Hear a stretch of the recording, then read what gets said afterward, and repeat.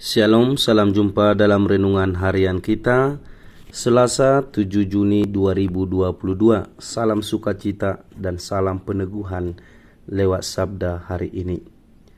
Saudara-saudariku yang terkasih, kalau kita melihat perjalanan hidup kita atau hidup banyak orang, tentu rasa khawatir, was-was, takut untuk menjalani hidup dengan segala kebutuhan yang harus dipenuhi membawa orang kepada ketidaksanggupan lagi untuk berpasrah kepada penyelenggaraan Tuhan. Ada keterkikisan dari kematangan iman yang kita miliki bersama. Orang sekarang ini akan banyak berkata, bagaimana nanti? Apa yang harus kami lakukan lagi? Dan seterusnya.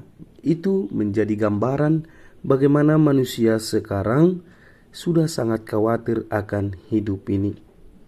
Saudara-saudariku yang terkasih, mari kita belajar dengan bacaan pertama hari ini dari kitab Raja-Raja, perjumpaan Elia dengan seorang perempuan janda. Kebetulan saat itu sedang musim kemarau, maka sangat susah untuk mendapatkan makanan. Dikisahkan di situ bahwa perempuan janda itu hidup dengan anaknya dan ada makanan sepotong roti yang cukup mereka makan sekali, dan setelah makan mereka akan mati. Tetapi yang dimintakan oleh Elia adalah supaya memasakkan terlebih dahulu untuknya, baru kemudian memasak untuk dirinya dan juga untuk anaknya. Saudara-saudariku yang terkasih, dalam situasi itu barangkali kita akan memilih untuk apa? Pasti memilih memasakkan pertama-tama untuk dirinya dan juga untuk anaknya, baru untuk orang lain. Tetapi justru itulah jalan sebenarnya. Bagaimana dia sungguh-sungguh mendengar apa yang dimintakan oleh Elia, memasakkannya dan memberikannya kepada Elia. Dan setelah itu memasakkannya untuk dirinya dan juga untuk anaknya. Yang menarik adalah, atau lukisan yang mau disampaikan adalah, bahwa setelah itu dilakukannya, mereka masih mendapatkan makanan sampai musim kemarau selesai.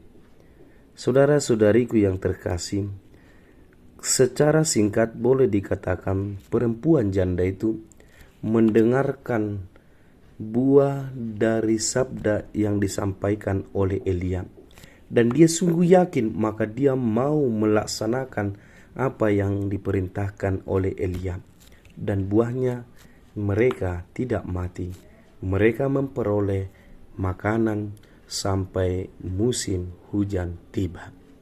Ini yang saya katakan tadi, saudara-saudariku, bagaimana saat ini bahwa manusia terlalu khawatir dalam hidup ini, kurang berpasrah kepada penyelenggaraan dari Tuhan untuk hidup kita. Yang kedua, dari bacaan Injil hari ini, kita semua dipanggil untuk menjadi garam dan juga menjadi terang dalam hidup ini. Menjadi garam dan terang berarti memang pertama-tama kita harus sungguh-sungguh meyakinkan kita bahwa kita ini adalah garam, meyakinkan kita bahwa kita ini adalah terang. Garam tentu saja memberi rasa kepada makanan. Berarti kita menjadi garam, memberikan rasa untuk kebersamaan, memberikan sesuatu yang menyenangkan, yang membahagiakan untuk orang. Sehingga garam itu berfungsi untuk makanan, kehadiran kita berfungsi untuk orang lain. Dan itulah yang disebut menjadi garam dunia ini. Memberikan penghiburan, memberikan berkat, memberikan pengharapan kepada banyak orang. Sekali lagi perlu diingatkan, kita harus memastikan diri kita telah menjadi garam, ya, bukan menjadi pribadi atau sosok yang memang menjadi anti untuk orang lain, tapi sesuatu yang memang dibutuhkan, dinantikan kehadiran kita oleh orang lain. Dan menjadi terang, Kita tahu terang berfungsi untuk atau terutama berfungsi ketika kegelapan. Maka refleksinya adalah kita menjadi terang berarti sanggup membawa saudara-saudari kita yang sedang di dalam keterpurukan, sedang di dalam kegelapan, sedang di dalam kesedihan, sedang di dalam duka cita, sedang di dalam ketidak ada pengharapan lagi. Dalam kehadiran situasi-situasi seperti inilah kehadiran kita harus menjadi terang. Nah, kembali diingatkan, pertama-tama kita harus memastikan kita menjadi terang.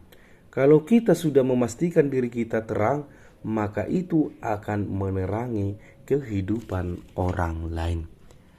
Saudara-saudariku yang terkasih, saya ulangi kembali permenungan kita hari ini. Yang pertama, mari kita lebih mempercayakan hidup kita kepada penyelenggaraan Tuhan sembari kita berusaha untuk hidup kita. Yang kedua, kita semua telah dipilih Allah menjadi garam dan terang dengan kuasa dan juga pencurahan rohnya kepada kita. Ketika kita semakin sanggup menampilkan kita sebagai garam dan terang, akan banyak berkat yang mengalir bagi banyak orang.